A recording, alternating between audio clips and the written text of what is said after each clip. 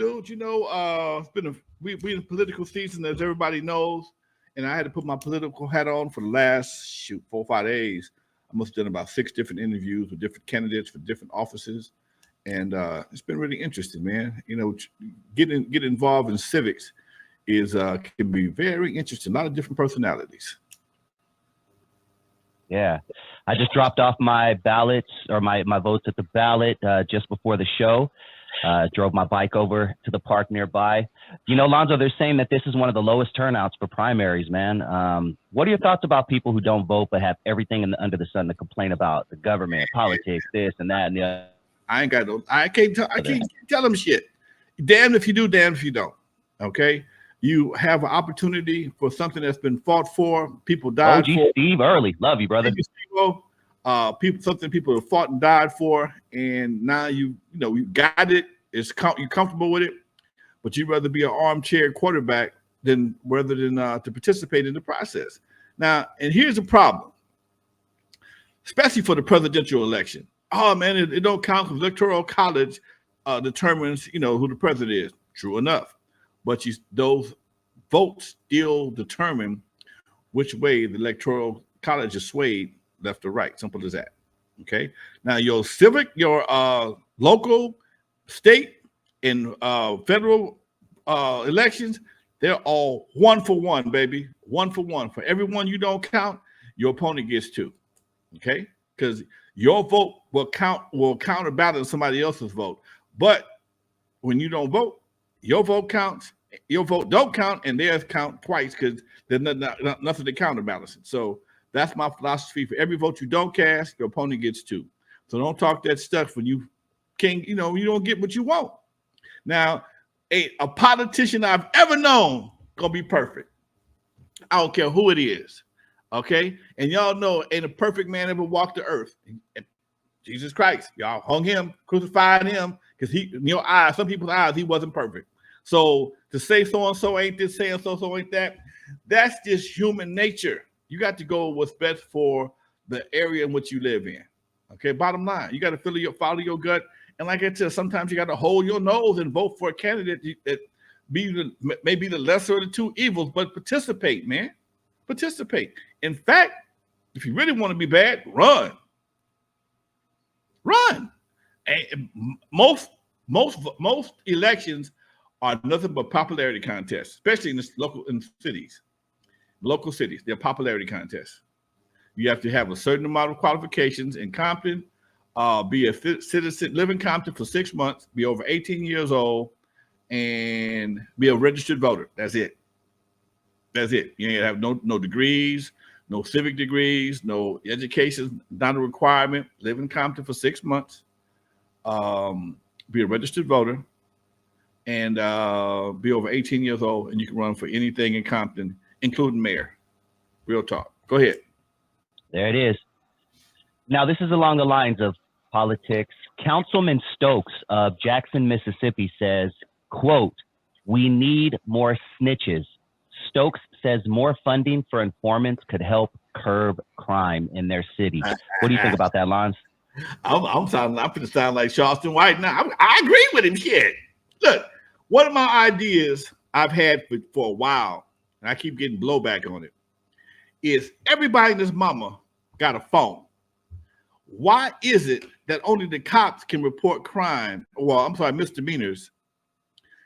Only a cop can report it. A cop has to see a misdemeanor to enforce it. Okay, if you send the police a video of somebody doing donuts in the street or somebody doing tagging, they will not use it as evidence because the law states right now that people, in order for a misdemeanor to be prosecuted, a police officer, authorized police officer, has to witness the crime.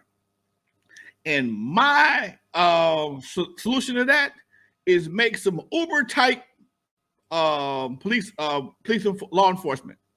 No gun, no badge, but are you armed with a authorized camera? Okay, authorized camera and a number that goes back to the police station. So anytime you see something, you record it, get it turned in, and you get a piece of the fine, dude. Cops can't be everywhere, man. Come on, man. You're not even being reasonable. All this technology we have at our disposal, and we're not using it. We're not modifying laws to make it make sense. Put it that way. But I did see in New York, they did pass a law similar to what I just said for parking in the bicycle lane. Okay, people, I saw a dude riding on his bike, and all he does is take pictures of vehicles parked in the bike lane. That's his thing. And if for every vehicle we take a picture of, he gets $75. Tell me I wouldn't be on a bike. Okay, man. Come on, dude. The tickets are like $300 or something. He get like 70 some bucks per ticket. Every ticket that's issued. He ain't got to write the ticket. All he got to do is provide the evidence that the person was in the bike lane, which all I'm saying. If you can get a person's like in Compton got a notorious problem for people dumping. If you can get that fool on video with his tailgate up and license plate, all you gotta do is send it to the police, send it to the city attorney, and have code enforcement find him a ticket. They're going to be doing something like that, similar to that, for the street takeovers, because street takeovers have gotten so violent now. It's hard for cops to really patrol them because you got so many people, and a lot of these kids don't give a damn. So they just gonna sit out there and take license plate numbers, and once you go to the pad by yourself, pull up with a tow truck and a warrant for your shit. That's the plan, baby. So you be at the pad, think you got away with something. All of a sudden, here come the police and the tow truck, and none of your homies there, and your shit gets put on the tow truck, and it's taken for 30 days. And if you don't come get it, it's for sale, just like they used to do when you had no tags. Okay, they reinstate that same procedure. It's going to be impounded for 30 days, and after 30 days, if you ain't got no money, it goes to auction, and can't nobody come and get it because here your ass is on the street on video, and it's probably going to be an undercover cop out there in the street because everybody got phones and everybody is recording anyway. You don't know who's doing what. I'm saying up the ante, make the same kind of law for dumping, graffiti writing, man, because that graffiti writing in Compton is ridiculous, dude. It's ridiculous. It's crazy, and they don't do nothing about it. They can't do anything about it. It's so far gone. You're right. You get off the freeway, come on, Alondra, make a right on it. It's crazy, dog. Nobody wants that shit in that town, dude. Nobody wants to see your hood. Nobody cares but you. But you'll deface public. But every surrounding city, Lonzo, every surrounding city, they have a 24-hour graffiti hotline. My city included. If someone tags across the street right now, it will be down within 24 hours. Okay. My neighborhood, we do it ourselves. We don't have a hotline. There's a fence. Oh, that's good. I like that. There's a fence by my house. As soon as they hit it, the neighbor agreed to keep it a certain white. We got the paint already. And as soon as they hit it, before they hit the corner, it's back white again. We don't tolerate that shit over here, man. But see, that's the problem. If you don't hit it fast, they're gonna assume that it's okay. And then someone's gonna cross them out. Someone's gonna come cross them out, then cross them out. Circles, squares, tic-tac-toes, all that shit. Right.